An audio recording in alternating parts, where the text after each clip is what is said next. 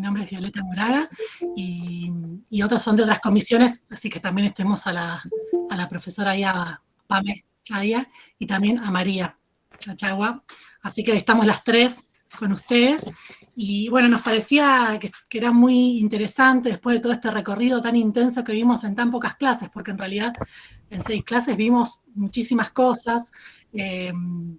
Arrancamos, bueno, vimos todo lo que tiene que ver con industria cultural, la posverdad, la agenda setting, objetividad y subjetividad, ya arrancamos desde hoy, los modos de producir y circular la información. Bueno, estuvimos, fue como un intensivo, ¿no?, de análisis de los medios, y nos parecía entonces interesante traer una invitada que pudiera ayudarnos a profundizar un poco más, y aparte muy especializada en todo lo que tiene que ver con redes, ¿no?, con el análisis de las redes y de los medios. Así que hoy tenemos con nosotros a Verónica Sforzi. Ya ahí les contaba un poquito su recorrido. Tiene un recorrido muy, muy extenso que podemos resumir en pocas líneas, pero atrás de eso hay todo un andar muy importante, muchos años de trabajo y de experiencia. Ella es doctora en comunicación y licenciada en sociología de la Universidad Nacional de La Plata, ¿no? Aparte es docente, y Verónica también es autora del libro Geopolítica de las tecnologías de la información y la comunicación, un análisis desde América Latina y el Caribe, y esto también es importante desde el lugar en el que se apoya para hacer este análisis, ¿no? Así que bueno, le damos la bienvenida, ya la tenemos acá entre nosotros, entre todos este mosaico de caritas que nos vemos acá. Hola, Vero, ¿cómo estás? Hola, Viole, ¿cómo están? Un gusto estar acá con ustedes. Gracias. Les cuento que con Vero aparte nos conocemos hace muchísimos años, así que para mí es un honor tenerla acá con nosotros para compartir hoy puntualmente este tema. Le cuento a Vero también que había como mucho interés, me han mandado preguntas durante el día, también días anteriores, preparándose para esta entrevista. Todos están haciendo la carrera de periodismo, así que ya estaban ahí con inquietudes. Así que en algún momento vamos a abrir también la posibilidad para que puedan preguntar, la que alcancemos a ver, sobre este tema específico, ¿no? Así que bueno, por ahí para arrancar, lo que yo estaba pensando un poco para abrir este tema, vos tenés como mucha experiencia en esto, pensando sobre todo en la última clase que vimos esto de los nuevos modos de producir y circular información, y teniendo en cuenta todo el recorrido respecto al análisis de lo que son las redes sociales, y hoy cómo se fue transformando todo el manejo de la información y de los grandes medios, que antes decíamos, antes era como, parecía más claro esto de ver dónde estaba el poder. Bueno, este dice tal porque es de tal empresa, o bueno, este está hablando de esta manera porque tiene tal dueño, y uno por ahí como que distinguía más. Ahora da la sensación de que hay que hacer como una lectura más fina, ¿no?, para ver qué nos están queriendo decir, por qué las redes sociales de pronto se dispara un tema y bueno, todo circula alrededor de eso. Por ahí se me ocurría para partir un poco, es tan amplio el tema que bueno, nos podemos ir por muchos lados, pero ¿de dónde, qué rol cumplen hoy las redes sociales dentro de estos canales de información? Y un poco pensándonos también desde el lado de comunicadores, y no es solamente que consumimos redes porque publicamos algo, sino que las redes en muchos casos terminan siendo también fuente de información, pero bueno, hay que saber de dónde viene todo eso. Entonces, por ahí para arrancar, un poco te quería preguntar por este rol de las redes sociales en la actualidad. Sí. Bueno, Viole, muchas gracias por todas tus palabras. Antes que nada, decirles que estoy muy emocionada de estar acá en este espacio donde se están formando comunicadoras y comunicadores, ¿no?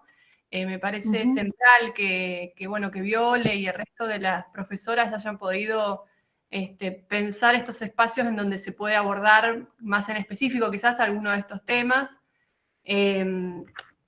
Y bueno, por ahí me parecía importante comentar que mi análisis de las redes sociales o de Internet, e incluso de la inteligencia artificial, del 5G, es un análisis en donde yo me paro en un marco teórico, por un lado desde la economía política, de la comunicación y la cultura, y por otro lado desde la geopolítica. Digamos, mi mirada trabaja desde ahí, ¿no? Si bien también es una discusión desde dónde abordar a estas nuevas mediaciones, porque como decía Viole, es un tema muy amplio que toca la economía, toca la política, toca la cultura, las ideas, los valores, toca el tema de las subjetividades. hoy es un tema complejo, ¿no? Entonces, desde qué marco uno lo analiza, también es importante para problematizar desde un lugar. Y también, justamente, como es un hecho social de la actualidad tan abarcativo, también hay que tener en cuenta que el marco teórico tiene que ser un marco teórico holístico. A veces tenemos que desenmarcarnos un poco de las viejas estructuras desde donde analizábamos, ¿no? Entonces, bueno, uno va tratando de construir esos conceptos que también permiten acercarnos al problema. Respecto de las redes sociales, bueno, ustedes lo saben, las usan todos los días, todos las usamos, son las nuevas mediaciones.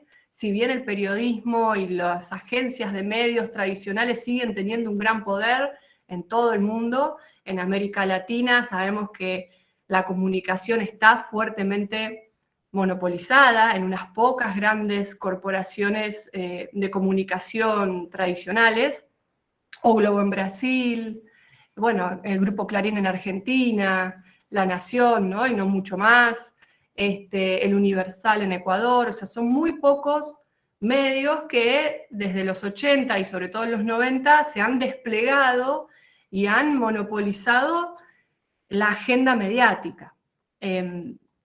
Esas mediaciones tradicionales también son monopolios y oligopolios, ¿no? Tampoco hay que desconocer eso.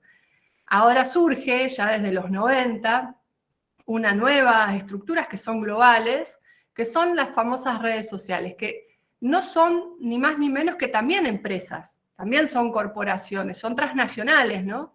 Pero son corporaciones, son empresas que tienen objetivos claros, objetivos que tienen que ver con el crecimiento, con la ganancia, no son empresas altruistas, digamos, sino que justamente tienen una mirada política y geopolítica del mundo y también están organizadas en función de ir creciendo como corporaciones, ¿no es cierto? De ir siendo cada vez más grandes en la cadena de valor de la inteligencia artificial, de las nuevas tecnologías, porque esa es la característica de las redes sociales, no son solo redes sociales, sino que construyen toda una cadena de valor de las tecnologías, son monopólicas en toda la cadena de valor de las tecnologías. Las más conocidas son las famosas GAFAM, Google, Amazon, Microsoft, Facebook, que ahora también, bueno, es Meta, Google, que ya no es Google, ¿no? Sino que es Alphabet, Microsoft, como decía, Apple, y no mucho más, ¿no?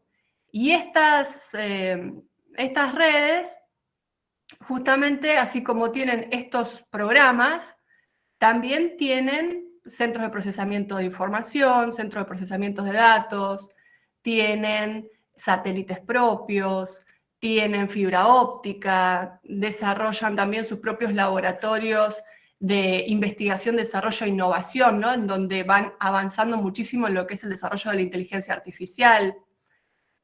Facebook desarrolló Meta y este mundo virtual, ¿no? Que propone a través de sus laboratorios de inteligencia artificial. Lo mismo Google, ¿no? Entonces, si bien se pelean entre sí, estas grandes corporaciones también van creciendo cada vez a nuevos nichos de las tecnologías, las nuevas tecnologías que se llaman, ¿no? Y proponen, como dice Diego, ¿sí? Bueno, van proponiendo todo un nuevo formato que incluso incomoda a los famosos medios tradicionales. Hay muchas disputas entre, por ejemplo, la BBC o Reuters y estas nuevas cadenas que han ocupado el lugar de las mediaciones en la información, en la comunicación. Si uno lee las editoriales de tecnología del New York Times o incluso de la BBC, siempre hay una crítica muy fuerte a las corporaciones del Silicon Valley. Eso también hay que decirlo, estas GAFAM, todas responden, todas provienen del mismo lugar. No es que Google es de Alemania, Facebook es de Italia y alguna otra, Twitter es de Estados Unidos. No, son todas de Estados Unidos, son todas de Silicon Valley, en una zona de Estados Unidos que se llama Silicon Valley, que es un nicho de información y que en donde se ha desarrollado investigación, desarrollo e innovación fuertemente, en donde hay fondos financieros de inversión que financian a estas empresas, están las universidades públicas, y están también Estados Unidos en formato de Estado, ¿no? El Departamento de Defensa o la Agencia de Seguridad Nacional, con sus propios intereses, también diciendo, bueno, ¿para dónde tenemos que ir como país? Porque estas empresas responden a los intereses también del país del cual son parte. Entonces, bueno, fueron construyendo un nuevo formato en la comunicación. Hoy todos leemos las noticias a partir de lo que se llama, que seguramente lo deben haber visto, la información incidental. Ya no buscamos nosotros en las páginas de algún medio de comunicación que nos interesa. Yo me acuerdo al principio, cuando hacíamos nosotros bases de datos para analizar algún hecho social, entramos, por ejemplo, para analizar el mismo hecho, entrábamos a la página 12, entrábamos a La Nación, entrábamos a Clarín, y con toda esa información hacíamos una base de datos. Bueno, la población en general hoy ya no se informa de esa manera, no va a buscar el medio, sino que es la noticia que le llega a través de su celular, y por supuesto que eso está organizado de una determinada manera, no es azaroso.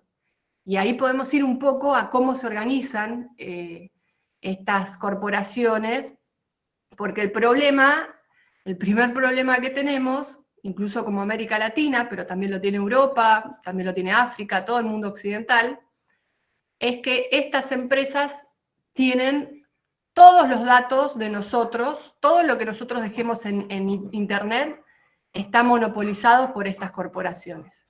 Nos conocen, ¿no? Por eso las noticias que nos llegan tienen que ver con nuestro perfil psicosocial. Bueno, ¿por qué? Por este primer punto, ¿no? Todas las huellas digitales que nosotros vamos dejando cuando usamos cualquiera de los programas de estas corporaciones, sean las redes sociales más conocidas o sea algún programita que nos llegó y nos descargamos, alguna app, toda esa información que nosotros vamos dejando es monopolizada por estas corporaciones. Seguramente a ustedes ya les pasó esto, yo siempre lo trabajo en la cátedra, ¿no? De hablar con alguna amiga o con algún amigo de un viaje o de algo que se quieren comprar y automáticamente empiezan a aparecer todas las publicidades. Ahí Vanina me hace sí. Perfecto, Gustavo también. Bueno, eso es un problema incluso legal. Sí, totalmente, es un problema legal. Lo que pasa es que estas corporaciones han avanzado en un terreno, en un territorio en donde los estados todavía no han desplegado esas leyes para regularlo. Fue primero el desarrollo tecnológico antes que el desarrollo jurídico y el desarrollo político estatal para enmarcar este desarrollo tecnológico, ¿no es cierto? Ese es el problema global que se está teniendo. Entonces, son alegales, ¿no? Es esta cuestión de la legalidad. Y los paraísos fiscales no es algo ilegal, tampoco es algo legal, es ese mundo gris de las grandes corporaciones transnacionales que saben cómo usarlo. Entonces, en Argentina tenemos una ley de protección de datos, pero es imposible que desde el Estado Nacional hoy se le pueda poner un freno a esta extracción permanente de información de todos los ciudadanos de Argentina. Nosotros lo charlábamos con respecto al censo, ¿no? Fue todo un debate, ¿no? Bueno, ¿cómo el Estado me va a pedir mi información? Ahora, hay un encubrimiento muy, muy fuerte y muy construido en donde ocultamos que hay corporaciones privadas, en este caso de Estados Unidos, que tienen toda la información de nosotros, mucho más que la del Estado Nacional, ¿no es cierto? Y la del Estado, bueno, el Estado es para hacer política pública, estas corporaciones es para su propio beneficio corporativo, ¿no? Entonces este modelo de negocios se basa y necesita como el vampiro a la sangre, nuestra información. ¿Por qué lo necesita tanto? Porque gracias a esta información se puede desarrollar la inteligencia artificial. Sin información, sin datos, no hay digamos, programas, el Machine Learning o el Deep Learning, que son programas de mejoramiento de la inteligencia artificial, no vamos a ir a cuestiones técnicas, pero sí o sí se necesitan datos. Para que un programa mejore, tiene que incorporar datos. Esos datos se los proveemos nosotros. Y hoy a nivel mundial, en parte lo que está en juego es quién maneja en el mundo los mayores avances en inteligencia artificial, si Estados Unidos o China, ¿no? No hay más que eso. Entonces, China lo puede resolver al interno de China porque son tiene una cantidad de población, creo que son más de 2.000 millones, ¿no?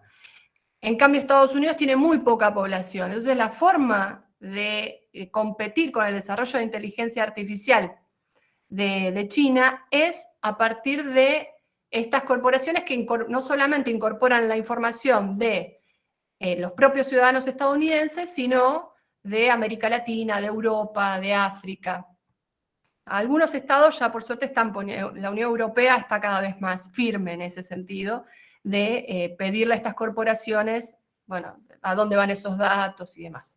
Yo por ahí tiro muchas cosas y después las podemos ir profundizando, charlando más en despacio, pero lo que quiero es mostrarles... Vanina había levantado la mano, no sé si iba ahí a referir. ¿Puedo terminar, Pame, con un paneo general de cómo funciona esta nueva forma de comunicarnos, ¿no? Entonces, tienen nuestra información. A partir de ahí van desarrollando nuevos programas. Un ejemplo muy básico y muy concreto es el traductor de Google, ¿sí? El traductor de Google, ustedes si lo usaban hace 5 años, era muy difícil usarlo, ¿no? Se confundían las palabras, no servía. Hoy lo usás y es perfecto. ¿Cómo mejoró con toda la información que nosotros le dimos a Google de textos que nosotros íbamos poniendo cómo, digamos, se podía traducir? Ese ejercicio se lo hicimos nosotros. Ese es el ejemplo de cómo funciona la inteligencia artificial. Entonces, así nos van ofreciendo, en términos comunicacionales, nos podríamos ir al económico o al político incluso, nos van ofreciendo la comunicación que a nosotros nos interesa en función de nuestro perfil psicosocial. Entonces, ahí se genera un problema incluso para la democracia y un problema para cómo conocemos el mundo muy grave, porque me afirman mis propias afirmaciones, ¿no? Como Google por un lado o Facebook por otro lado ya me conocen, me van a mandar la información que saben que a mí ya me va a gustar y saben, por ejemplo, de qué lado de la grieta estoy. Entonces me van a mandar información que me reafirme en ese lugar, ¿no es cierto? Y el mundo no es así, el mundo es heterogéneo. El mundo, digamos, tiene una cantidad de miradas y hay conflicto social desde siempre, y esta nueva forma de conocerlo lo impide.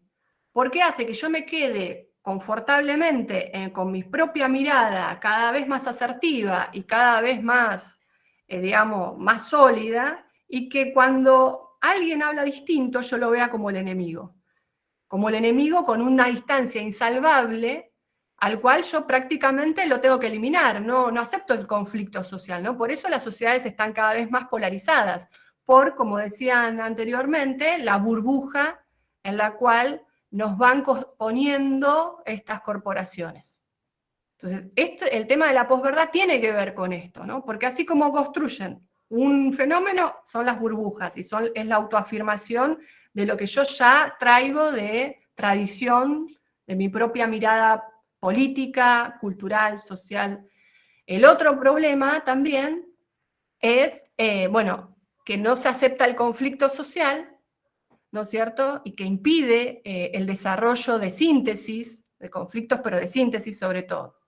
Entonces, ahí hay un problema social muy grande, y el otro gran problema son, con esto termino para ya meternos en donde ustedes quieran, el tema de las cadenas, del gran sistema de desinformación, ¿no? Porque así como por un lado construyen burbujas, también generan una saturación de información. Hoy vivimos, el problema del ciudadano en las sociedades abiertas como las nuestras, es que estamos saturados de información, saturados de datos. Esos datos sin un orden es lo mismo que no tener información. No nos sirve una información mayor de la cual nuestro cerebro es capaz de procesar. No tiene sentido. Ahora, esta saturación, desde algunos teóricos, y yo coincido con eso, está construida para generar shock emocionales en las poblaciones, ¿sí? No es azaroso que funcione de esa manera y que las redes sociales sean parte de ese problema.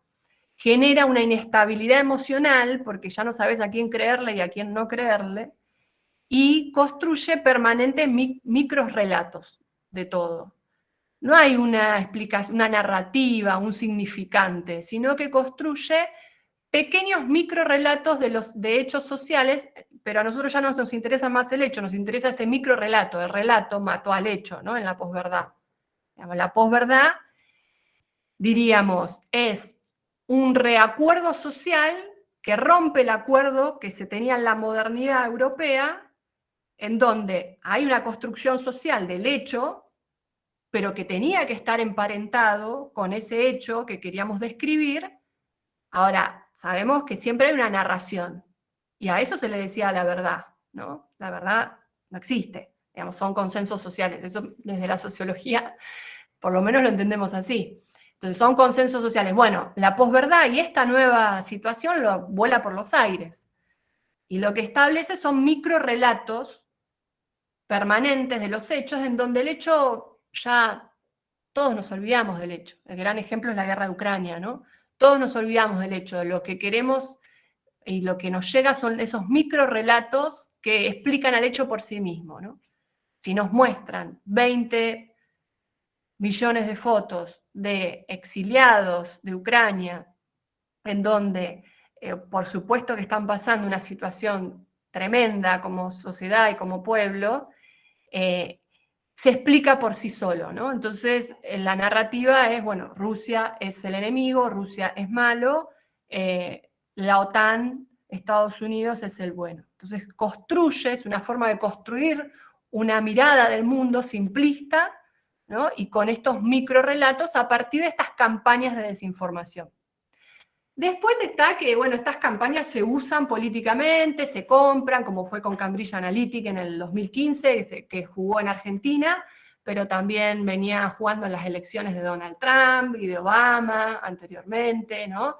Estas empresas, que Cambridge Analytica es Facebook, jugó con Facebook, usó los datos de Facebook, y le permitió a Donald Trump, por ejemplo, ganar o hacer el Brexit en Inglaterra, ¿no? Entonces, bueno, no es, lo último que digo, no es una cuestión de marketing, sino estamos mucho más cercanos al intento permanente de la manipulación social, ¿no?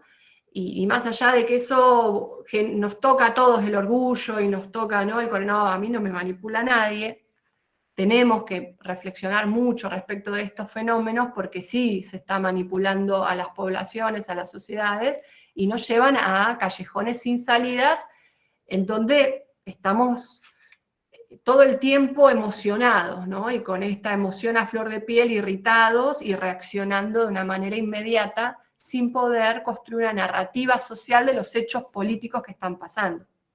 Entonces, bueno, ahí hay un gran problema, no es la información como se transmitía con los medios tradicionales, no es esa información, estamos hablando de otro fenómeno.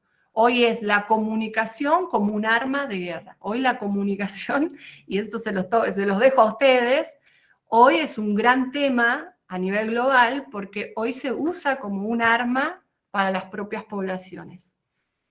¿Cómo se informa? ¿Qué hacer con la información y con los datos? Es un gran tema que tienen que hacer malabares los profesionales para saber cómo actuar, ¿no? Y cómo desarrollarse.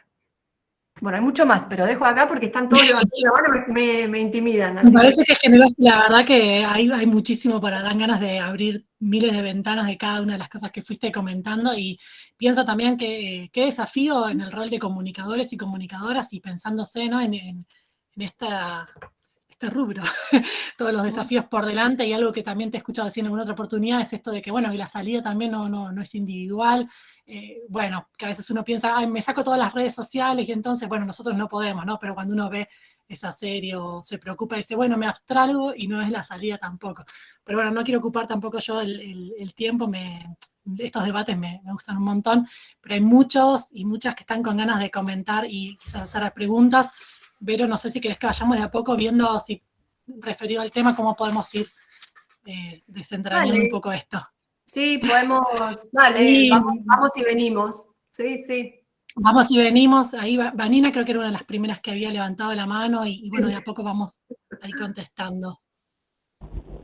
Hola Verónica, un placer escucharte. Mi pregunta tenía que ver con lo que decías recién, ¿no? Sabemos que la pandemia potenció lo que es el consumo de información a través de las redes sociales. Y sabemos también que el algoritmo lleva como que sigamos inmersos en las mismas cosas que consumimos, ¿no? Como que vayamos siempre por el mismo lado. Entonces, algo que dijiste, eso de qué lado de la grieta te encontrás. ¿Cómo hacemos para los comunicadores y cómo se hace socialmente para lograr que la persona, a ver, te lo voy a hacer lo más fácil posible, que la persona que votó a la derecha entienda que también la izquierda no está mal? O sea, ¿cómo podemos mostrarle diferentes versiones de la realidad si sigue consumiendo por los algoritmos las mismas opciones? No sé si me explico. Es como, ¿cómo nos paramos los comunicadores ahí? ¿Qué podemos hacer desde nuestro lado?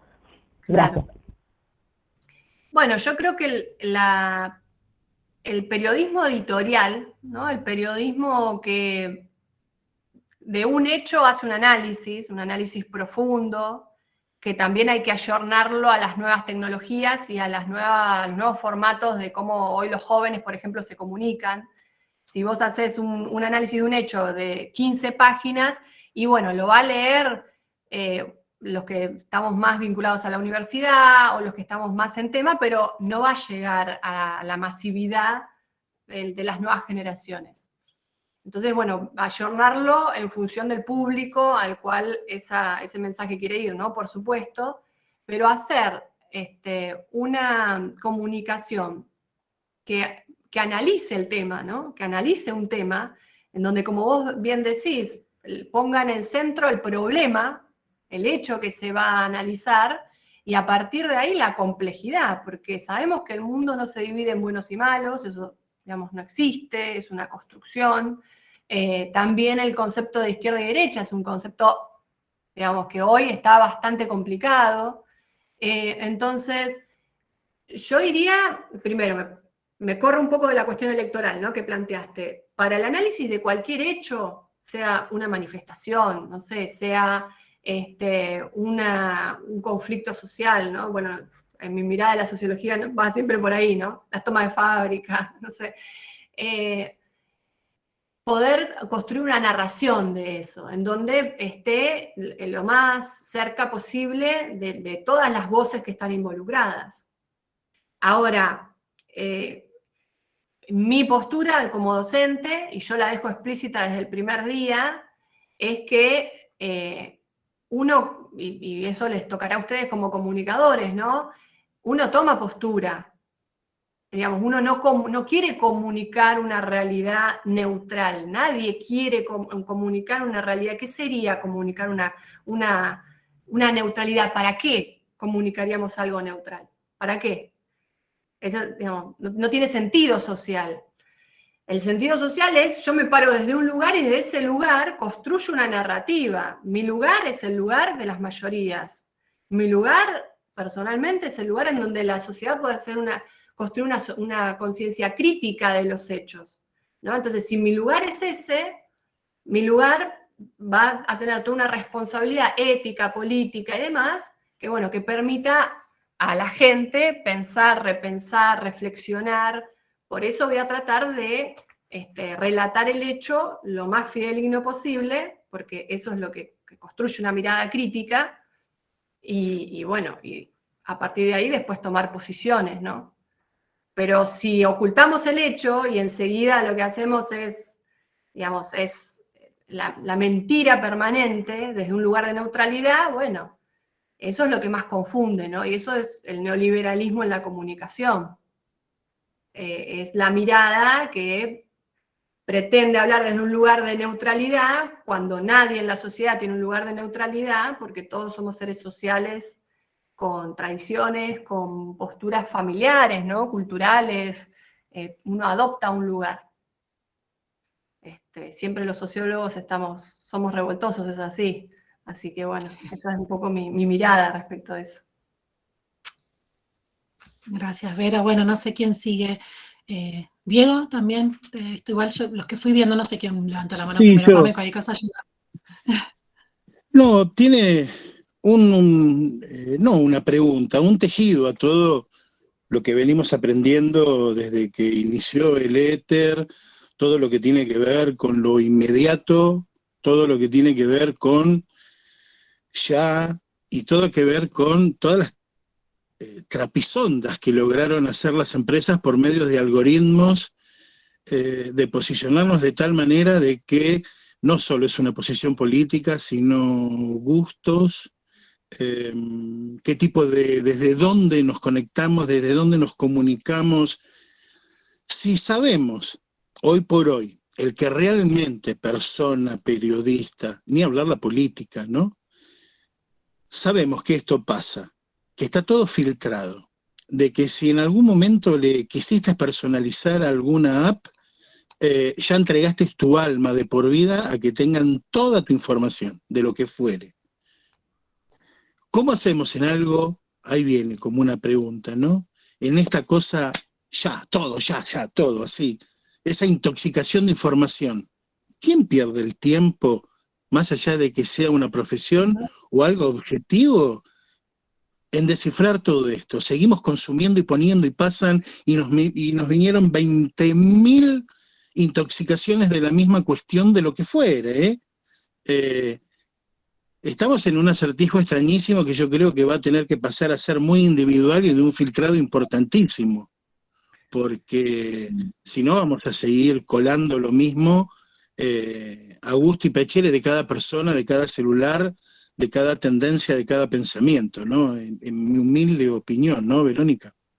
Sí, yo creo que analizar el problema o analizar este tema de las redes sociales en la dimensión global o geopolítica no tiene que llevarnos a un nihilismo, ¿no? A una, bueno, no se puede hacer nada, ya estamos todos atrapados por las redes porque todos las consumimos y ya está. Por suerte, digamos, a nivel global, y acá me voy un poco a la geopolítica, también es real que la propuesta de Estados Unidos, la propuesta del Silicon Valley y de estas tecnologías también está en crisis. Está en crisis porque ha emergido otra potencia que es China a nivel internacional y está también planteando otras formas culturalmente distintas, muy alejadas a las nuestras, pero todo otro esquema tecnológico distinto al que propone Estados Unidos. Por eso los conflictos militares que estamos viendo, pero sobre todo el conflicto comercial, el conflicto en términos de incluso comunicacional, ideológico, ¿no? Los chinos vuelven a ser el enemigo. Entonces, esa situación de enfrentamiento entre estas dos grandes potencias permite que nosotros, por ejemplo, desde Latinoamérica, podamos tener un margen de maniobra mucho más grande. Porque acá difiero en este punto de lo que vos decías, Diego, yo creo que es imposible una salida individual. Poder ordenar este mundo de fake news y de sistema de desinformación de manera individual es muy difícil. Uno se puede formar y... Individual en el filtrado, Verónica, en el filtrado personal, no colectivo de ningún trabajo, de ninguna noticia, porque obviamente solo no se podría hacer nada. Igual, gracias por agradecerlo, porque capaz que yo lo dije mal. No. Bien, te entiendo hacia dónde vas. Los medios populares, por ejemplo, están todo el tiempo chequeando las noticias, ¿no? Los medios que están comprometidos para no reproducir fake news, es impresionante el desgaste que están teniendo para cada noticia buscar que realmente esté chequeada. Viole seguramente lo sabe, es una gran tarea. Imagínate para cada ciudadano que tenemos 1000 cosas, la familia, los trabajos. ¿Cómo hacemos para que cuando nos llegue una noticia que ya está preconstruida y que nos la mandan porque saben que a nosotros o nos va a irritar o nos va a gustar? Entonces, si nos irrita, la vamos a mandar a todos los grupos familiares y de madres, de padres indignados, ¿no? Y ya fuimos parte de la cadena de desinformación. Y si nos gusta, lo mismo. Entonces, ya usaron nuestras emociones para que nosotros construyamos esa cadena. ¿Cómo hacemos para romper esa cadena? Bueno, yo coincido, Diego, en que creo que nos tenemos que educar como ciudadanos, ¿no? Y una responsabilidad ética, romper la cadena. Nosotros siempre hablamos, nosotros empujamos una red en contra de la desinformación en redes sociales, romper la cadena, ¿no? No ser nosotros reproductores, eso ya es un montón. Ahora, el Estado tiene que tomar cartas en el asunto, a eso iba. Esto tiene que ser un problema de Estado. La Unión Europea ya lo está teniendo, de hecho, por ejemplo, España tiene un ministerio de ciencia y tecnología, de comunicación y tecnología, de TICS, de tecnología de la información y la comunicación, así. Y la Unión Europea está trabajando en este eje, la desinformación como un tema de Estado. Porque después las sociedades son manipulables en los procesos electorales. Entonces a la Unión Europea no le conviene que haya tanto injerencismo extranjero en su propio territorio. Bueno, América Latina tiene que ir en ese mismo camino. Tenemos que empezar a regular, tenemos que empezar a poner un freno al extractivismo de datos de todos nosotros, la ley de protección de datos y de información, y desarrollar tecnología propia, el software nacional. Yo voy por ahí. Desarrollar una tecnología y software propio en donde el Estado sea el garante del desarrollo tecnológico. Yo siempre les digo a mis alumnos lo siguiente: ustedes pueden votar en Facebook para que Facebook les ponga un avatar o saque un avatar. ¿Ustedes están en la junta directiva de Facebook o de Google? No, no pueden votar. Porque las corporaciones, las empresas, se mueven por intereses. Y ahí el ciudadano, la democracia no tiene espacio.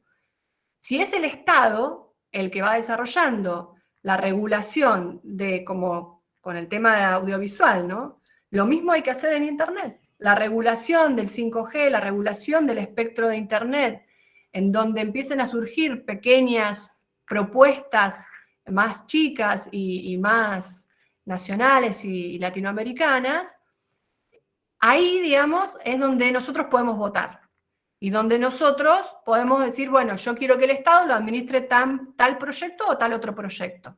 Entonces sabemos que el desarrollo de la tecnología va a ir para un lado o para el otro en función del proyecto del gobierno que esté en el Estado, ¿no es cierto? Pero ahí es donde el ciudadano vuelve a ser sujeto, a ser sujeto de la transformación. Yo creo que es por ahí, por el Estado ganándole a lo privado y a lo transnacional. Muchas gracias. No.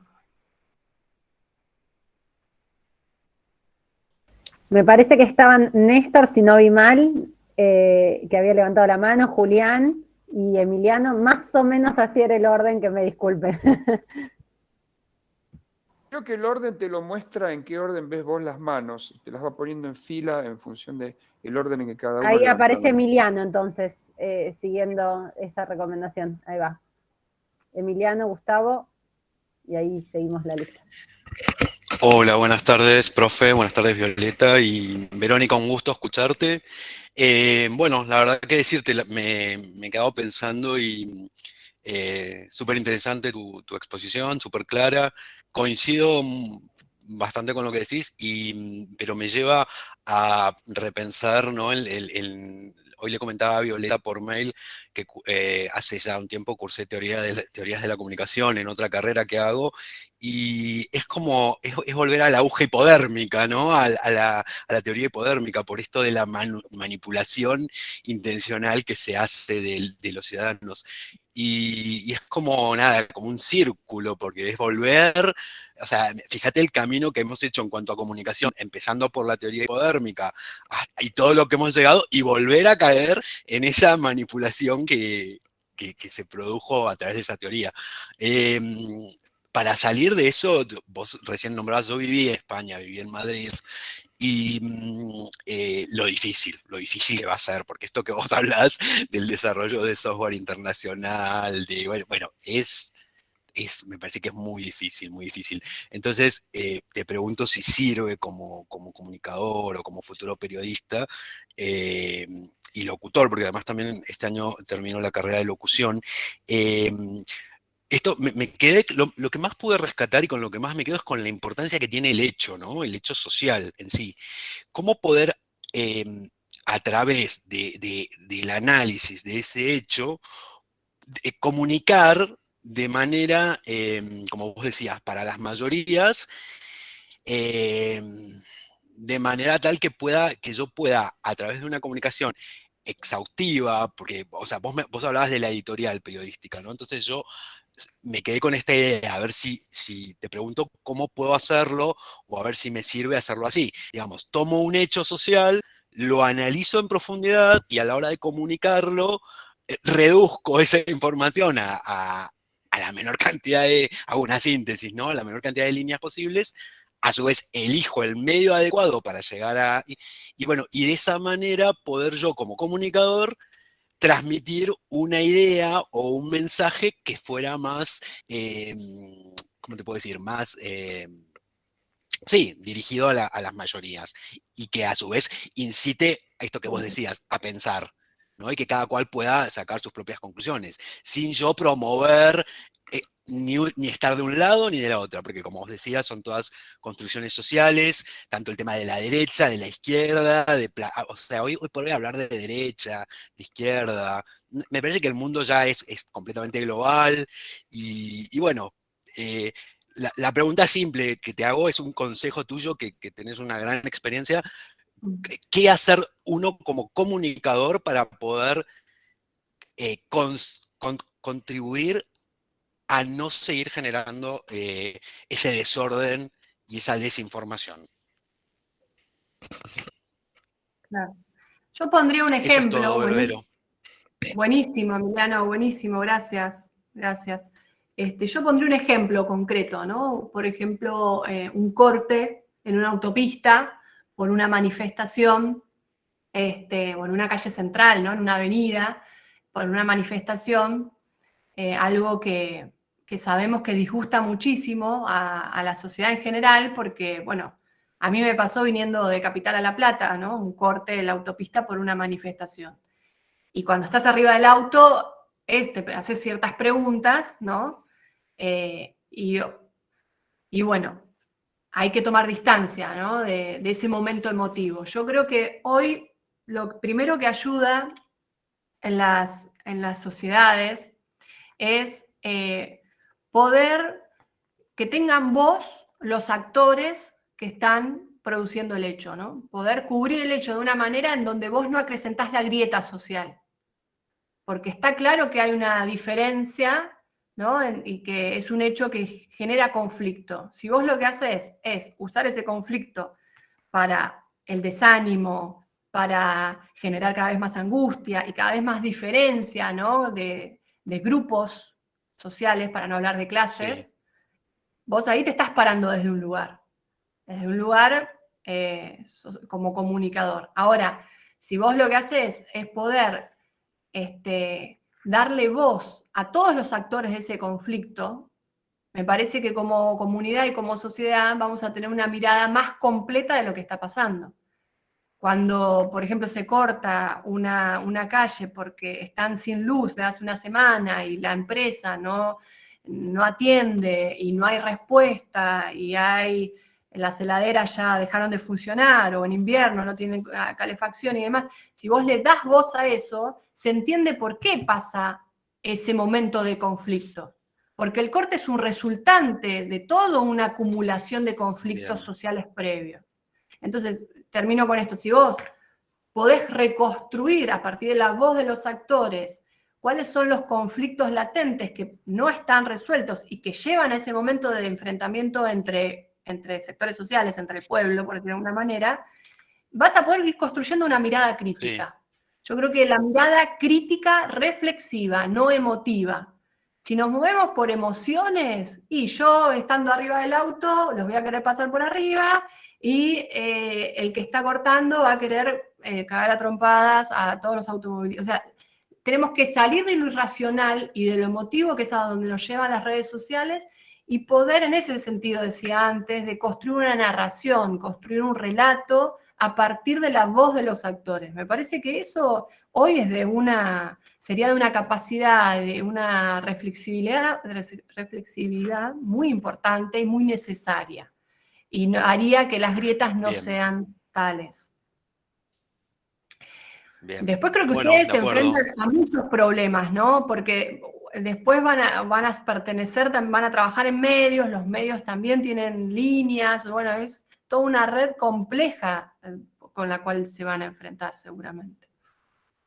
Sí, eso seguro, porque lo estuvimos analizando también, ¿no? El tema de que, bueno, uno responde a un medio, a menos que seas un periodista independiente y, bueno, y te manejes por tu cuenta y demás, pero sí, bueno, me quedo entonces con eso, la idea de analizar el hecho y transmitirlo de una manera más reflexiva, ¿no? Y alejándome de las emociones. Bueno, muchísimas gracias, Verónica, un gusto, ¿eh? No, no, de nada. ¿Sabés lo que hice, Violeta? Sin querer bajé la mano y subí, entonces ahora me pasé de nuevo al final de la cola, ¿te das cuenta, no? ¿Quién era? ¿Quién Por estaba ahora? ansioso, Gustavo. Listo, me toca a ¿Te mí. das cuenta? Me figura Bueno, hablo Néstor, yo pero no porque sé, estabas Néstor vos, es bueno Gustavo, y tiene habla razón. vos. ¿Qué tal? Muchas gracias, bueno, por compartir este espacio con nosotros. Yo te quería consultar si es una visión muy naif pensar lo siguiente. De alguna forma, vos planteás como que un periodista de alguna forma tiene una postura, en general dijiste hacia las grandes mayorías. En el ejemplo este del corte de calle, posiblemente el de las grandes mayorías no sería lo mejor, porque creo que la gran mayoría, los que se pasan por arriba, pero en general, en algunas de las últimas elecciones se están dando paridades muy grandes, pero acá es difícil decir cuáles son las últimas mayorías, ¿no? Pasó en el Brexit, pasó con Trump, pasó ahora con Biden, pasó en Argentina y en las últimas 2 o 3 elecciones. Entonces es difícil decir cuál es la mayoría. Suponiendo la abstracción que uno no trabaja en un medio que tiene que responder a sus financiadores privados, en un caso un medio privado, o a sus financiadores estatales, en el caso de un medio estatal, es muy naif decir, no, en realidad yo voy a relatar los hechos y voy a relatar las posturas que hay desde la visión a favor de tal posición y en contra de tal posición, como para decir, yo no voy a hacer lo mismo que hacen los que no me gustan que me hagan, que es tratar de convencerte a vos con mi postura y lo que yo te quiero mostrar, sino quiero darte todas las opciones, toda la información con objetividad y que vos lo mastiques y lo analices. ¿Esa visión te parece naif? Yo por lo menos no lo veo en general en los medios, salvo en Argentina en algunos programas de radio con voz, ¿no? que veo que tienen esa actitud, pero en general después veo como que hay una especie de Boca River, donde bueno, cada uno responde al financiador, obviamente, ¿no? Por supuesto, TN va a responder a Vicentín y no sé, y C5N va a responder al kirchnerismo, ¿no? O sea, mi pregunta es si te parece muy naif y por qué no hay más espacio para estas posturas. ¿Es porque se trabajan en medios, no hay periodismo independiente? Cambio. Sí. Yo creo que hay que diferenciar, porque una cosa es la postura ideológica de la gente, que adopta, pues, todos adoptamos, y vamos construyendo, más que adoptar, vamos construyendo, ¿no? Miradas, algunas más, si se quieren, más racionales, y a lo largo de toda una vida, ¿no? Y otras quizás más irracionales. Eso es así, todos vamos, digamos, pero vamos tomando posiciones, ¿no? De la situación objetiva en la cual estamos. Yo cuando hablo de las mayorías no hablo de los que ideológicamente votan a un lado o ideológicamente votan de otro lado, ¿sí? Porque uno va a un barrio popular, por ejemplo, y vos podés tener ideología de las distintas propuestas políticas que hay hoy. Pero la realidad del barrio es una. Cuando yo hablo de mayorías, me refiero a esa realidad, a esos hechos que nos atraviesan todo el día. O sea, yo lo que quiero, si voy a relatar algo que está pasando en un RENAVAP, en un barrio popular, una obra, o quiero relatar o describir lo mejor posible ese hecho, ese fenómeno, ¿no? Para que la gente tenga información y tenga una mirada racional de eso. Después, el tema de los que están a favor y los que están en contra, me parece que ahí ya es construir una polaridad en la sociedad que muchas veces es una construcción ideológica, es una construcción mediática, ¿sí? Que no es la realidad nuestra de todos los días. Entonces, ahí yo diferenciaría, creo que entrevistar, ¿no?, al que está a favor y al que está en contra de un hecho también genera una polaridad social, y que no sé si es lo que queremos como comunicadores. Porque, ¿por qué hay que estar a favor y en contra, no? ¿Por qué, o sea, no puede ser más complejo el tema, Sí, ¿no? no, está bien, yo me expresé mal en la forma en contra. Sí. Quise decir, mostrar argumentos, si querés, de 360 grados de la visión y no solamente. Imagínate, no sé, en el ejemplo que diste vos del corte de la calle, ¿no? Si va un periodista de TN, va a decir, este hijo de puta, encima que le dan plan, y la gente va a decir, sí, ya nuestro sueldo, ¿no? Y si al revés, si va al otro lado, decir, no, porque en realidad no nos alcanza, y la única forma de darle visibilidad es cortándolo, ¿no? Entonces, bueno, normalmente lo que yo veo en los medios es que pasan una de esas dos voces que yo te acabo de Claro, resumir paródicamente, ¿no? sí. Entonces, bueno, ¿por qué no es una práctica más común? Por eso te preguntaba si no es demasiado naif. Mi planteo de decir, no, bueno, voy a presentar todas las visiones que hay sobre un fenómeno y no solo la que favorezca mi postura o digamos, lo que yo considero que es mejor, ¿no? Cambio. Sí, yo creo que todas las voces que estén relatadas, me parece que es uno de los caminos, sin duda, que las voces tengan expresión y poder también después hacer una narrativa del hecho, me parece que es la gran clave, ¿no? Entender los porqué de cada situación, digamos, de la gente que está cortando, no buscar esa opinión corta, ¿no? Ese título que te va a dar. Y estoy acá porque hace una semana que no tengo luz. Bueno, y ahí quizás me parece que es poder construir, por eso digo que el momento del conflicto social es un momento político en cualquier comunidad, pero que si uno no va a las raíces, que son históricas, que muchas veces son culturales y que no decís nada, ¿no? Lo que haces es acrecentar ese momento de conflicto. O sea, los momentos de conflicto se explican por algo más. Hay que ir a buscar, claro. Lo que pasa es que ahí creo que hay otro problema instrumental que es la velocidad de los medios tipo TikTok, ¿no? Porque obviamente un fenómeno, como decís vos, necesitarían por ahí 3 horas para analizarse en su complejidad, pensar soluciones, pero no hay 3 horas, hay 10 segundos. Entonces, lamentablemente el rol del periodismo es bastante triste porque no tiene nada que transformar en ese Verónica tipo de lo dice desde la sociología, por eso es más complicado.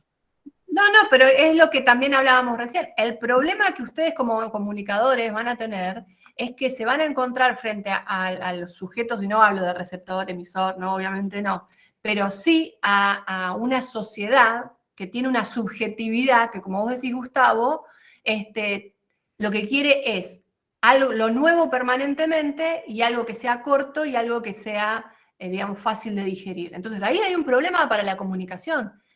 Pero entonces, si ustedes como comunicadores no comprenden que eso tiene que ver con una subjetividad que se va creando y se ha ido creando principalmente por estas nuevas mediaciones, tampoco tienen herramientas para decir, bueno, yo me separo un poco de esto. Por eso yo decía, bueno, si van a relatar un hecho, y utilicen TikTok.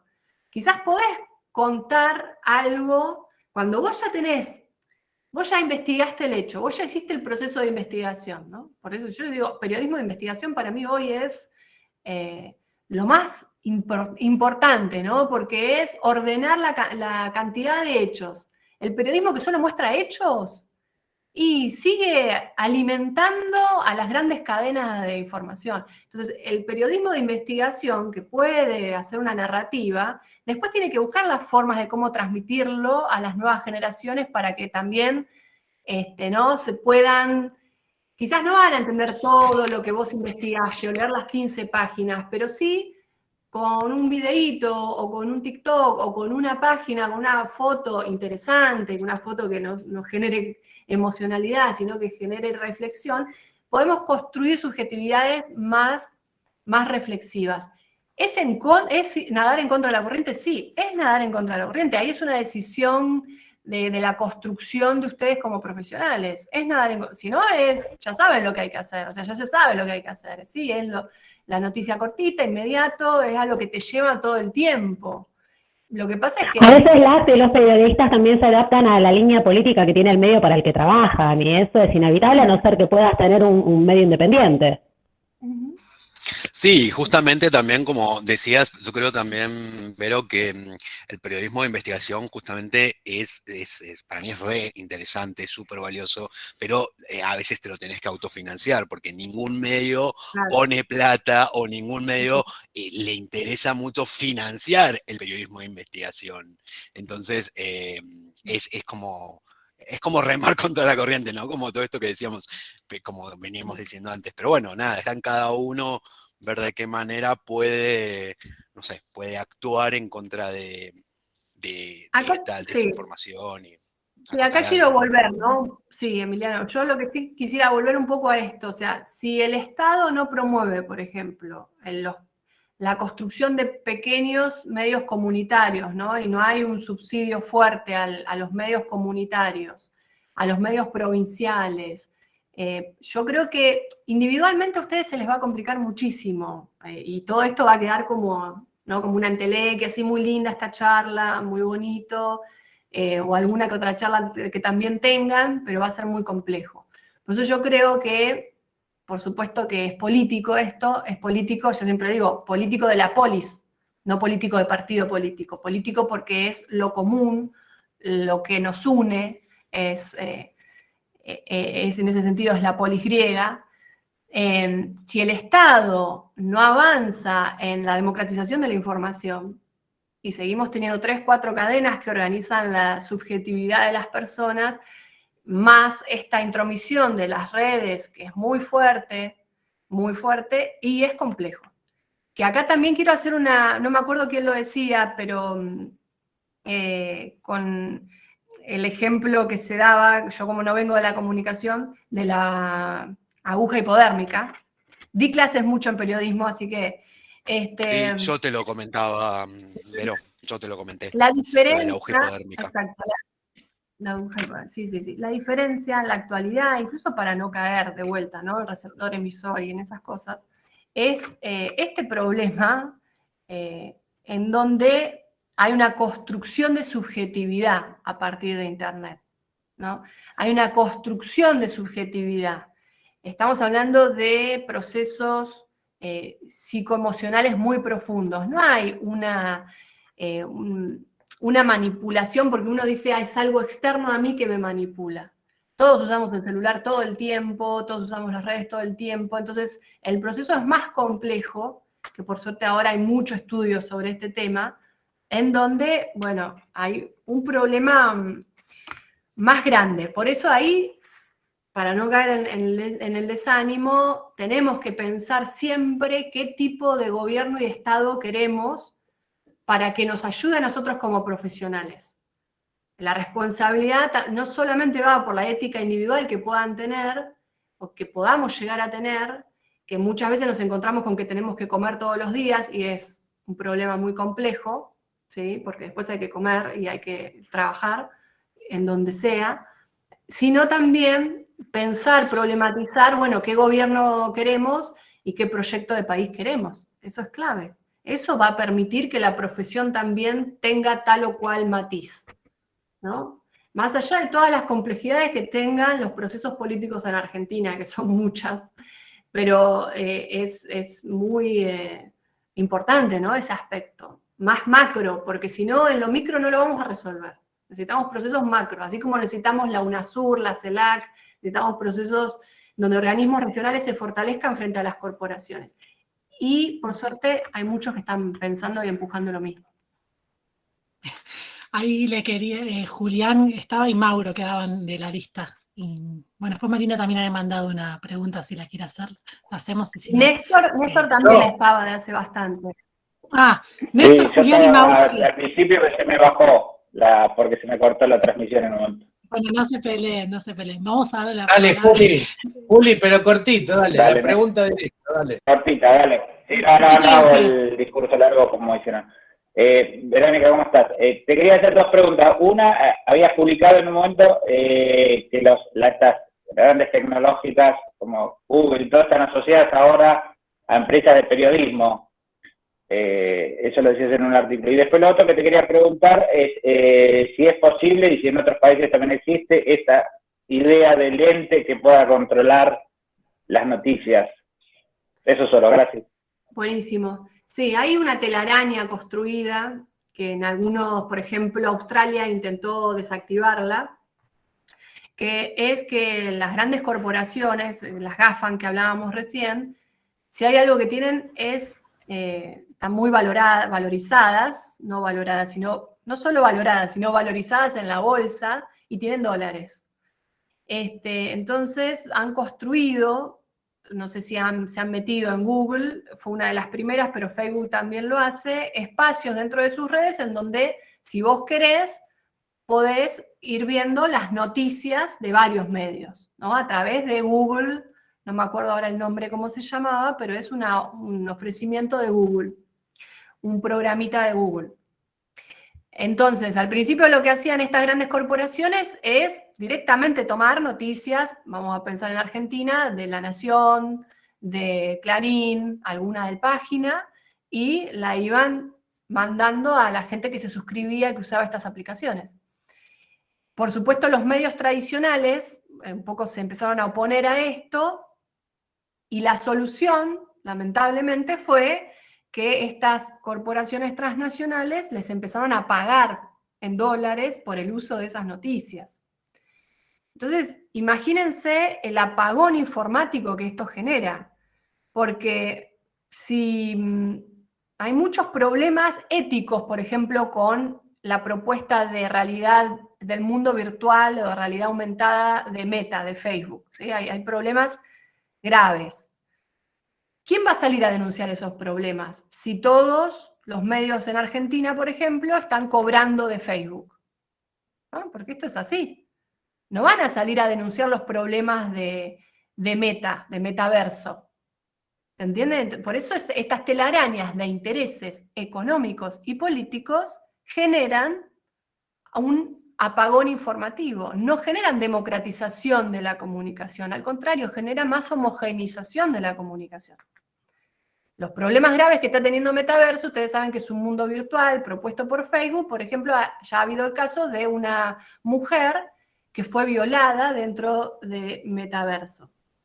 Entonces, el problema que se empieza a disparar es quién pone las leyes dentro de Metaverso.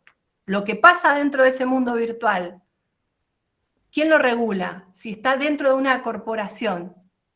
Incluso, Vero, te quería agregar que se me ocurrió hoy más temprano cuando lo presentabas, que fíjate cómo en esto de que las empresas mismas, ¿no?, ganan hasta en el lenguaje de los usuarios, que metaverso no es responsabilidad solamente de Facebook, sino que la propuesta de un Internet del metaverso tiene que ver con muchas empresas, no solo Meta, pero fue Meta quien, para limpiar su imagen a partir de lo que había pasado, toma, ¿no?, este bastión para decir, bueno, esto es lo que se viene, y pareciera que el metaverso es Facebook, cuando en realidad hay muchas microempresas que ya están apostando a esto de comprar terrenos virtuales, vinculado con las criptomonedas y demás, pero que justamente hace que nombremos, ¿no?, en el ideario común al metaverso con Facebook, y que por supuesto que es un universo aún más difícil de desentramar. Si recién nos estamos acostumbrando a las redes sociales y a estos vacíos que hoy ocurren, imagínate con estas realidades y avatars, ¿no?, que nos van a poner también en mucho dilema ético y demás. Hay todo un dilema ético muy grave, muy grande, y que ya muchos estados están empezando digamos, a poner un freno. Sí, esto que vos decís de que son muchas microempresas, así funciona lo dominante en la economía, en las cadenas de valor. O sea, hoy, por ejemplo, ninguna empresa automotriz construye todas sus partes. Le compra, ya lo transnacional tiene esa forma. Pero el problema es quién conduce el proceso. Todas estas microempresas lo que hacen es comprar partes de metaverso. La propuesta la hace Facebook. Y Facebook es una cadena global, es una cadena que tiene toda la cadena de valor de la tecnología, que hoy es muchísimo, y todas las otras son pequeñas empresas que tienen algún nicho, y que, o sea, es abismal la diferencia entre las microempresas y Facebook, por ejemplo, ¿no? Entonces, sí la subordina, es lo que vos decís, sí la subordina, y Google también subordina a un conjunto de mundo empresarial, incluso a muchos que conocemos, ¿no?, que que usan a Google para mejorar la logística de su empresa y después le terminan pagando a Google, bueno, es una forma de subordinarte. Ahí, si no tenemos un Estado que regule eso, se genera más monopolio y se genera una propuesta única, ¿no? Y es muy grave. Ese mundo tiene que tener una ley, así como las redes sociales tienen que tener leyes.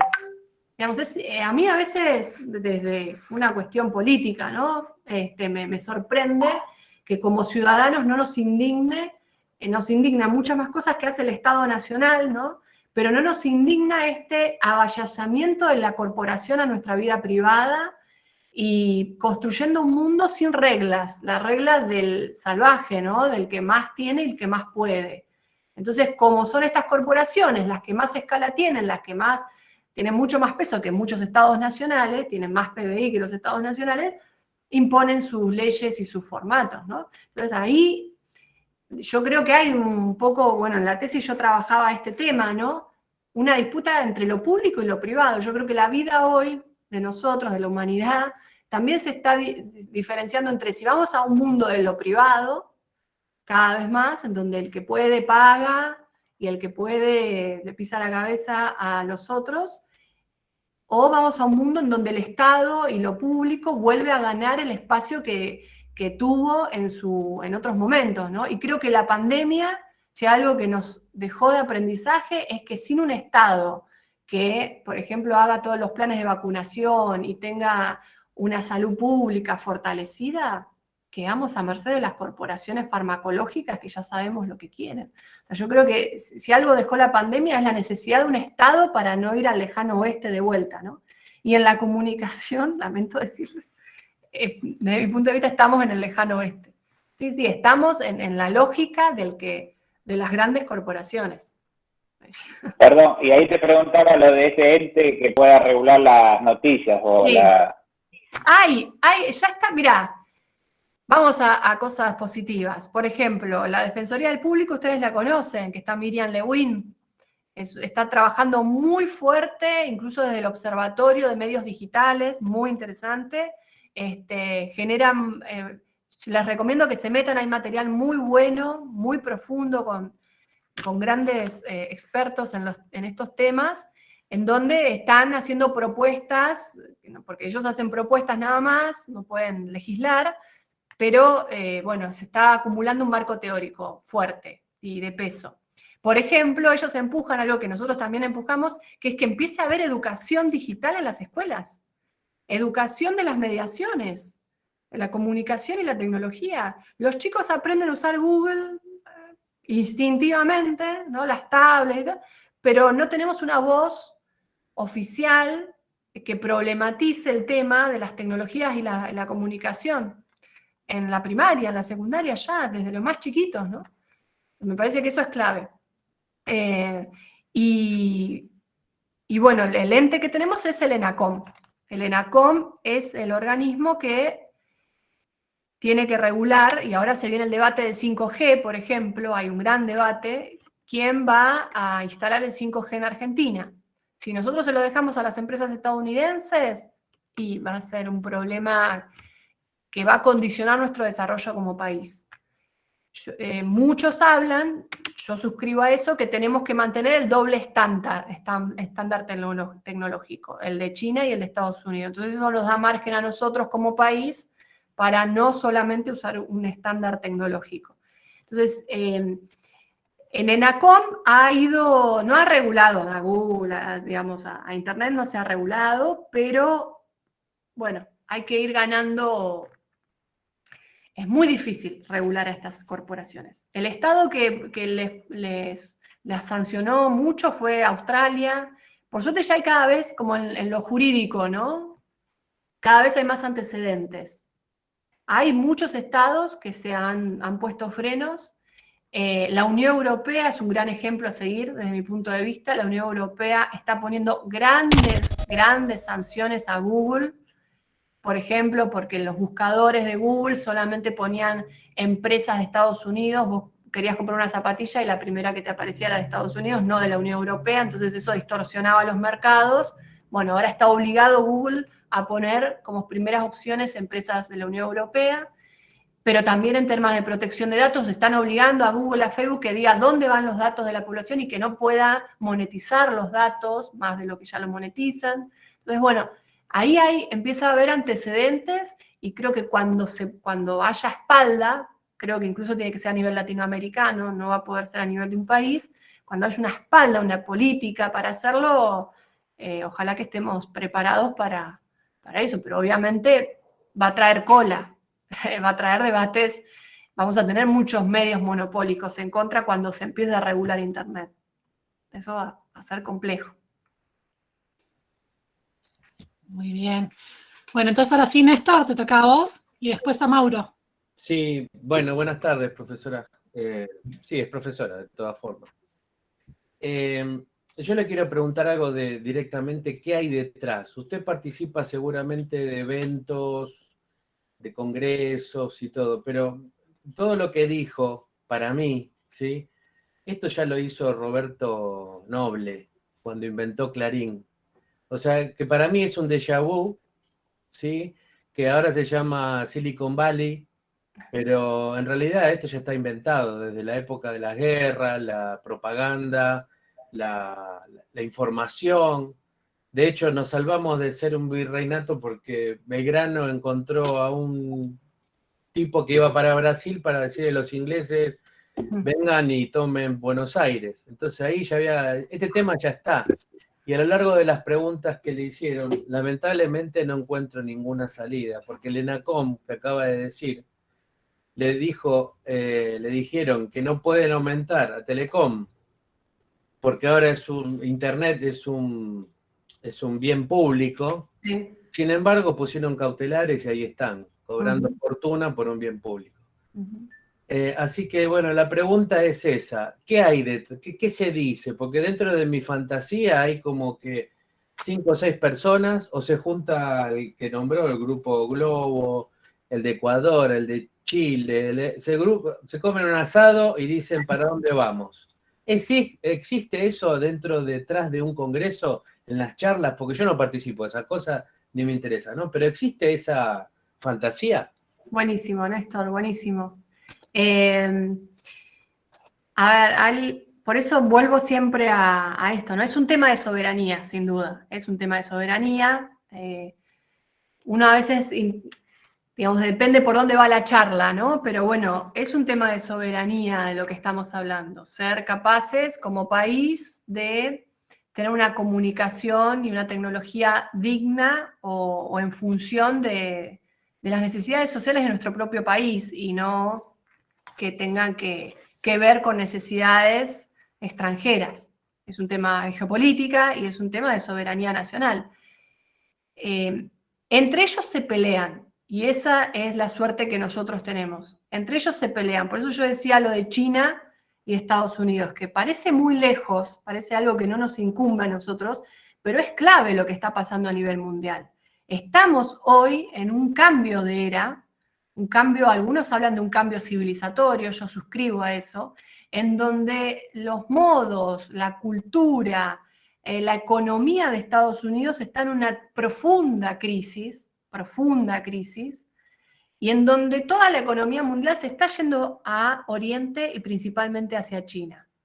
Entonces, eso para nuestros países, como ha pasado en otras épocas, en otros momentos históricos, genera una gran oportunidad de retomar espacios que nos fueron, digamos, nos fueron impedidos por, como vos bien decís, haber sido colonia, ¿no? Colonia política y económicamente, después nos independizamos políticamente, pero económicamente sabemos que hoy seguimos atados a grandes sectores extranjeros en muchos aspectos de la economía, no solamente en la comunicación y la tecnología. Entonces, en este momento hay una profunda disputa y enfrentamiento entre Estados Unidos y China. Y eso toca las tecnologías. El Silicon Valley, por más de que uno los ve tan fuertes y demás, tiene profundas grietas internas incluso. Por ejemplo, todo lo que nosotros, las huellas digitales que dejamos en Google, Facebook no las tiene. O sea, entre ellos hay un enfrentamiento muy grande. Google siempre fue más cercano a los demócratas en Estados Unidos, igual que Microsoft y Bill Gates, Y Facebook siempre fue más cercano a los republicanos, a Trump, a los Bush. Entonces, entre ellas se pelean. No hay un asado, no se pueden comer un asado, porque se están matando para ver quién se queda con mayor mercado y quién tiene más alcance que quién, pero entre ellas se pelean. Esa pelea, esa debilidad entre ellos es lo que a nosotros nos da fortaleza. Y encima la pelea que tienen con China, con las tecnologías. Entonces, estamos en un lindo momento, y hay muchos acuerdos que se están firmando ahora con China, por ejemplo, para manejar este doble estándar tecnológico. Vamos a empezar a ver cada vez más fuerte acá Huawei, que ya está, pero lo vamos a seguir a ver cada vez más fuerte. Se van a empezar también a desarrollar fibra óptica que venga de la ruta de la seda. Vamos a estar cada vez más en conexión, porque Argentina y América Latina creo que está rumbeando hacia ese sentido, ¿no? Tener Xiaomi, bueno, y ya vamos a ir, ¿no?, a todo lo que es Alibaba y demás. Vamos a ir manejando ese doble estándar tecnológico. Mientras hacemos eso, que aparte la diferencia clave, China sí cede tecnología, el Silicon Valley no cede tecnología. En Silicon Valley vos tenés que, bueno, comprar el paquete cerrado y seguís vos sin saber qué pasa dentro del chip. En cambio, China sí cede tecnología, que es muy importante para que nosotros desarrollemos nuestros propios chips. Entonces, todo esto nos va a ir dando fortaleza y estamos en un momento impresionante, de mucha convulsión mundial, pero con mucha posibilidad como país de ir ganando en grados de soberanía comunicacional. Sí creo que es una gran tarea y hay que empujar mucho la democratización de los medios en Argentina. Creo que, imaginémonos esto, porque ahí está, yo más que pedirle a ENACOM que regule Internet, yo lo que diría es, hay que volver, ¿no? ¿Qué pasa con los subsidios a los pequeños y medianos medios? Y aparte, empujemos capacitaciones para que todos los medios, los chiquitos y los medianos, ocupen Internet. Así como tienen su radio comunitaria, que el Estado subvencione y capacite para que ese pequeño medio tenga su Instagram, tenga su Internet y no tenga que pagarla o tenga que ocupe lo digital. Tenemos que ocupar lo digital con otra mirada. Es un terreno que está en disputa, hay que ocuparlo con una mirada más popular, más social, más calmada, que no sea Facebook, que no sea las redes con el inmediatismo. Y eso, ahí es cuando el Estado tiene que, sí, con la ley de medios, pero hay que actualizar la ley de medios. La ley de medios ya quedó, incluso toda esta tecnología no vimos lo que estaba pasando, ya quedó desactualizada en términos de Internet. Entonces, es los medios, pequeños medios, ocupando las redes, armando otra forma de comunicar. Lo último que les digo, hubo una experiencia de unos compañeros que desarrollaron Fase Popular, como parodiando al Facebook, pero era Argentina, en donde esa red social era distinta, era muy distinta. Bueno, la bloquearon porque los servidores estaban en Estados Unidos, no tenía capacidad y demás, se terminó cayendo. Pero doy otro ejemplo. Ese es un ejemplo de que hay la ciencia y la tecnología en Argentina y la comunicación, digamos, hay mucha expertise. Lo que nos falta es, bueno, más apoyo quizás. Hay una red social que se llama Diáspora, se las recomiendo, búsquenla, Diáspora, que invierte la lógica de las redes sociales. En vez de, ellos ponen la pirámide, ¿no? Facebook lo que hace es usarte para sacarte información, venderte cosas, te cosifica. Diáspora es un espacio, un software, que aparte está descentralizado porque tiene los servidores, tu propia computadora funciona como servidor, es como toda una lógica, el soporte más democratizado, pero los programas funcionan como los viejos blogs. Vos si querés te podés presentar con una poesía, te podés presentar con flores, te podés presentar con una foto de perfil si querés, pero no es necesaria la foto, no hay perfil. ¿Se entiende? Porque la hiperexposición física que generó las redes, ya sabemos que alteró mucho a las muchas generaciones de las chicas, sobre todo que hoy tienen 20 años, que su subjetividad fue formada a través de esas redes sociales, tienen serios problemas, ¿no? Porque es lo visual, lo emocional. Bueno, hay otra forma de comunicarnos. Veamos eso. Y no es un sueño, porque ya hay ejemplos. Si vamos yendo hacia otra forma de comunicarnos, reflexiva, en donde escuchemos al otro, en donde nos banquemos una heterogeneidad, esas pequeñas claves, digamos, nuestra sociedad va a poder ser más crítica y más profundamente consciente de qué proyectos necesitamos, ¿no? Y bueno, les recomiendo eso, que se metan a diáspora, hagamos las diásporas argentinas, ¿no? Yo creo que es muy posible. ¿Es de acá, diáspora?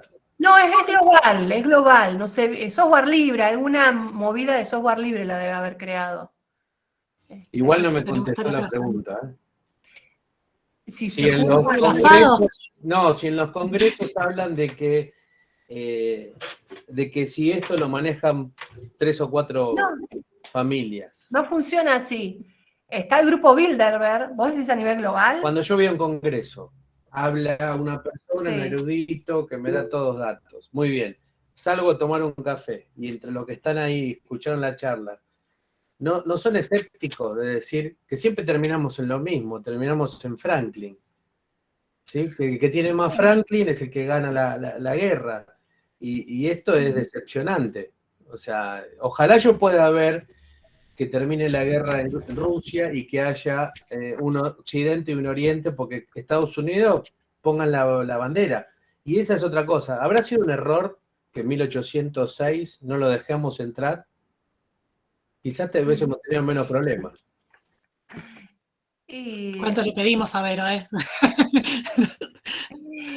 Y ser colonia nunca sería lo que pasa es que ser colonia es un país solamente de commodities. Y un país fíjate cómo está India, que la colonia de Inglaterra, fíjate cómo está. No te creas. Ahí Mauro, que justo quería hacer la lista, Mauro, para seguir con la pregunta. Australia. Ahí lo dejamos a Mauro para que también nos siga muy tarde a Vero. No, todo bien, igual está bueno. Muy bien, sí. No sé si querías terminar, Vero, vos y... No, eso, creo que no, también no hay que, digamos, yo pertenezco a un centro de investigación en donde trabajamos el tema de geopolítica, por eso me animo a meterme con estas cosas. Yo no creo que sean, y no se viene viendo que sean así 7 familias, por más de que es real que hay el 0,01% del mundo hoy está teniendo el 50% de la riqueza global. Les recomiendo a un economista, Piketty,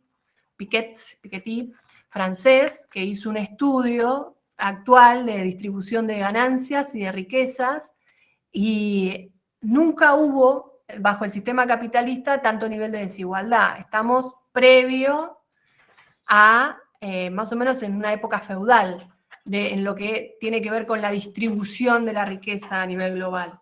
Es real que hay un 0,1% que se está quedando con el 50% de la ganancia de todo el mundo, hay cada vez más pobres, sobre todo después de la pandemia, pero hay mucha disputa entre ellos, eso también hay que verlo, porque si no, bueno, ya no hay nada más que hacer, ¿no? Y hay mucha disputa entre los diferentes líneas políticas, tienen proyectos distintos, incluso dentro de Estados Unidos. Y ya se ve que está en medio de una guerra civil, hay muchos teóricos que ya lo dicen, ¿no? Trump no es lo mismo que Biden, y los dos responden a intereses económicos muy fuertes, entonces se pelean entre ellos y eso siempre nos ha dado espacio y aire. Bueno, no sé si quién quiere seguir. Bueno, seguía yo. Por ahí contradiciendo lo que decía Néstor, con el tema de los ingleses en Argentina, creo que hay varias colonias que han sido colonias inglesas y francesas también, y que hoy en día no son potencia ni están mejor, son muy pocos el caso de Australia, pero bueno, cada país es como un matrimonio, ¿no? Cada matrimonio tiene sus problemas y sabe cómo salir adelante, y los países lo mismo, quizás Australia encontró la manera. pero por ahí no sé si, no tengo la pregunta, sino que más que nada, siendo un poco más optimista, adhiero a esto de tener una tecnología nacional. Uno de los ejemplos fue, bueno, China, que más allá de que es una de las potencias mundiales, con TikTok, y también China creó su propio Facebook, logró que Estados Unidos, y lo mismo, bueno, Facebook, Twitter e Instagram, logró desbalancear un poco, ¿no es cierto? Y creo que ese es el camino, ¿no? Me parece más que nada atinado esto que vos dijiste de la red social que anda dando vuelta, que es de software libre. Creo que hay que ir por ahí. Nosotros como comunicadores tenemos que hacer uso de todas estas redes sociales, de todas estas herramientas que nos da la tecnología y el acceso que tenemos hoy en día. Me parece que hay una democratización también de la palabra, cosa que hace 15 o 20 años atrás solo teníamos que prender la tele y mirar a 2 o 3 periodistas y creernos que esa era la verdad, la que decían. Hoy me parece que hay una democratización y creo que está en nuestras manos hacer que esa democratización sea, esas voces también lleguen a muchas más casas. Coincido con esto que decías vos de ir al testimonio de la gente y no meternos tanto en la grieta, sino también dar la información. Pero de la manera que podemos dar la información es haciendo uso de estas redes, o armar una página, o armar un blog. Creo que desde ahí se puede dar la batalla cultural, que es ese granito de arena que por ahí tienen los ambientalistas hoy en día, que tienen que luchar contra las grandes petroleras. Bueno, nosotros como comunicadores creo que tenemos ese granito de arena utilizando, bueno, Instagram o Facebook o Twitter. Quizás hagamos un cambio en la batalla cultural de esa gente que por ahí opina distinto y sin querer le llega un video o algo y decir, no, pará, no era tan así. Y hacer uso también del algoritmo, que a veces por ahí muchos dicen, no, el algoritmo que es malo, que esto, que lo otro. Quizás uno para buscar algo te sirve el algoritmo, porque te va, como periodista, te va tirando hilo de decir, mira acá, no sé, yo gracias al algoritmo conocí Anfibia, por ejemplo. Y así podés conocer un montón de otras voces que no son las que vemos en los grandes medios de comunicación. Yo más que nada era eso. Por ahí coincido muchísimo en lo que vos decís y tratar de ver un poco de optimismo. Entiendo que estamos peleando ante grandes potencias, pero creo que sí, que además las redes sociales sirven de enganche. Por ahí un pequeño video sirve de enganche para esa persona, para que lea un artículo completo, ¿no?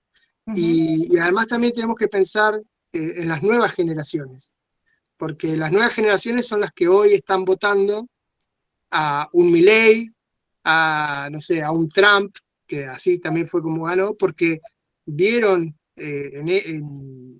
que por medio de las redes sociales podían llegar a las nuevas generaciones que hoy en día están votando. Y bueno, esa es la batalla cultural que tenemos que dar nosotros como comunicadores, de que ese votante o potencial votante a una derecha más, tampoco me animo a decir derecha, ¿no? Porque hoy creo que no existe una derecha ni izquierda, pero alguien tan nefasto, ¿no? Me parece Milei tan dictatorial, demostrarle que ese por ahí no es el camino, que tampoco meterle, ¿no? Nada, por ahí cerrando ese tema, ¿no? Buenísimo. Buenísimo. Gracias por la reflexión. Pero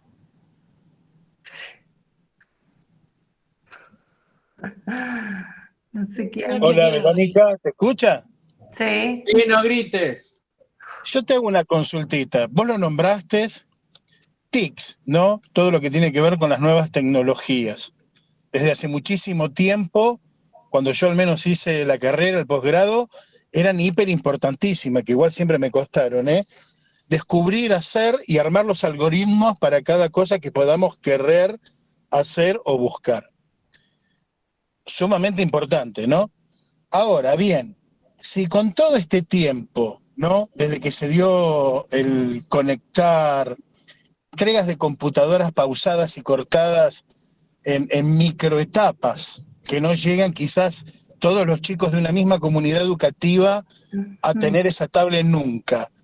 ¿Cómo podés realmente creer de que todo el mundo va a poder estar conectado con igualdad cuando hasta el propio Estado, que está ausente y que ni siquiera está tratando de usar estrategias de poder armar bases de datos o de lo que corresponda, quizás sea para más adelante, ¿no?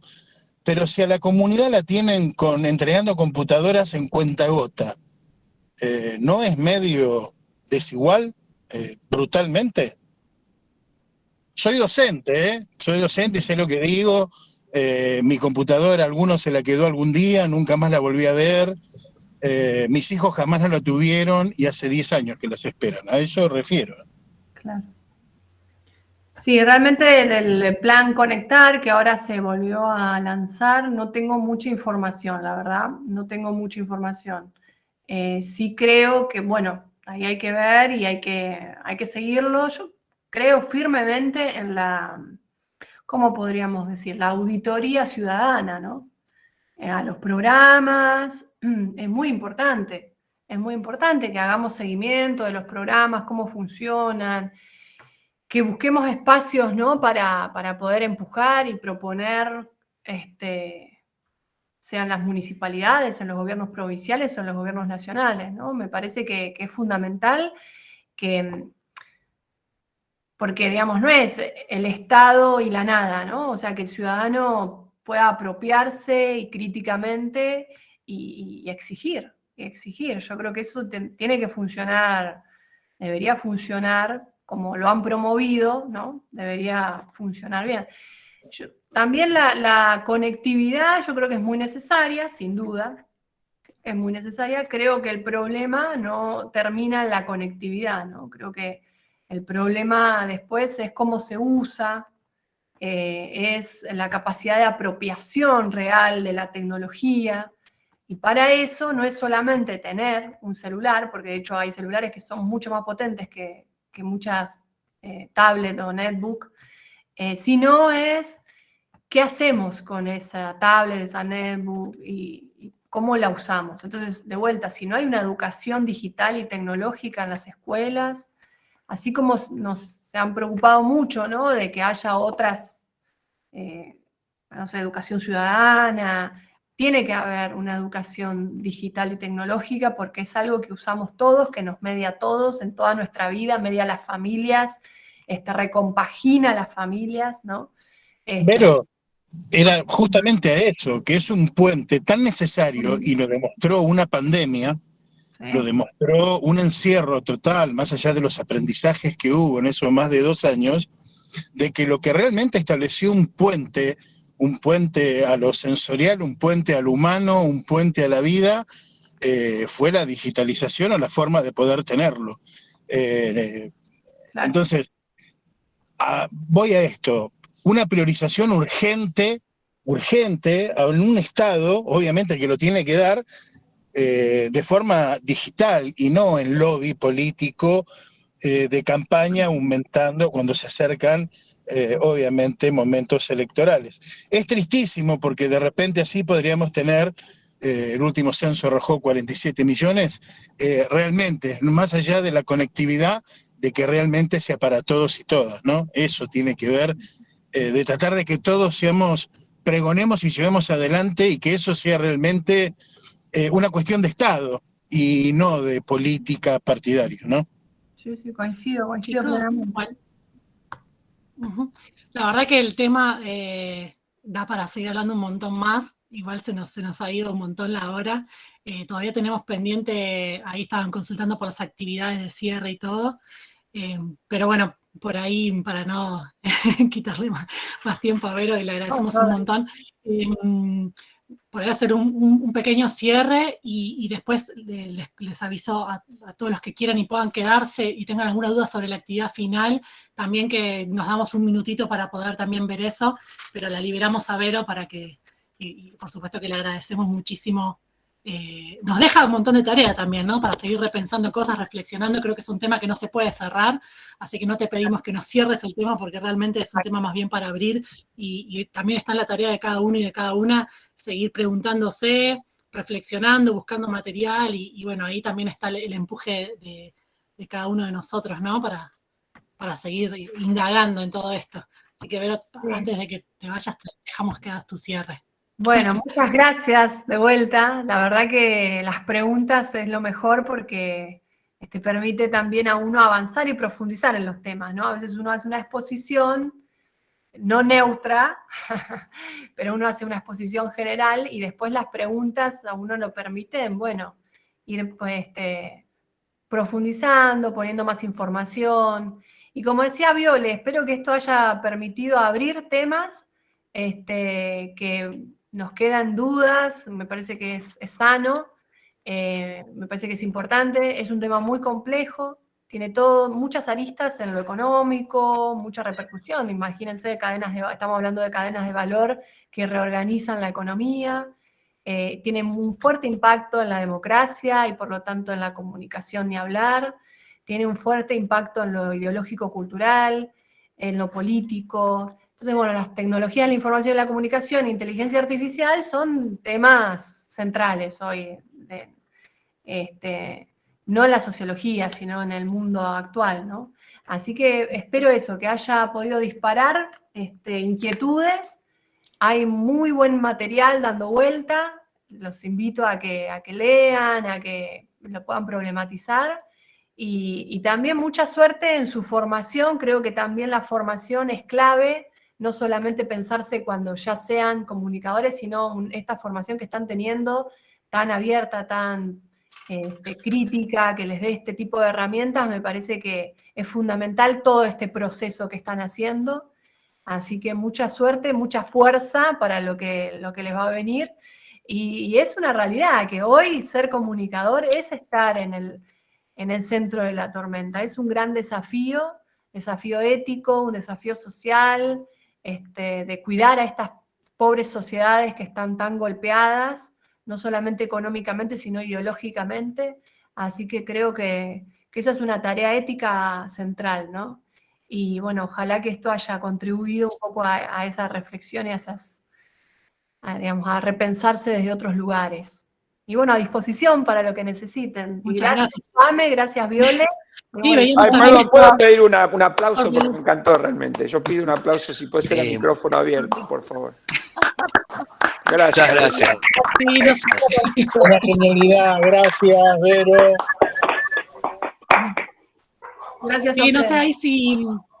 Bueno, me alegro que haya gustado tanto, y eso que no Vero haciendo una diplomatura en inteligencia artificial y sociedad, en algún momento más adelante la vamos a convocar también, ojalá, para hablar de eso. Me queda un montón de intriga. No sé si María o Pame, las otras docentes que están conmigo, quieren decir algo más, o ya la dejamos a Vero libre, y gracias ahí, Gustavo, por el aplauso. La liberamos, me parece excelente.